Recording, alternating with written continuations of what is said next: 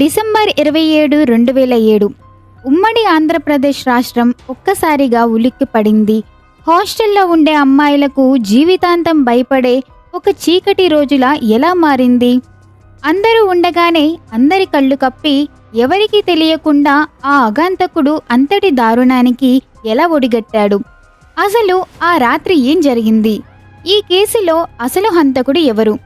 ఆ హంతకుడు దొరికాడా లేదా చట్టం కళ్ళు కప్పి ఇప్పటికీ సమాజంలోనే తిరుగుతున్నాడా? ఈరోజు ఈ వీడియోలో 19 సంవత్సరాల సుదీర్ఘ మిస్టరీ వెనుక ఉన్న భయంకరమైన నిజాలను తెలుసుకుందాం. 2007 డిసెంబర్ 27 విజయవాడ దగ్గర ఉన్న ఇబ్రహీంపట్నం ఒక లేడీస్ హాస్టల్ బాత్రూంలో రక్తపు మడుగుల పడి ఉంది ఒక బి ఫార్మసీ విద్యార్థిని. ఆమె పేరు ఆయేషా మీరా.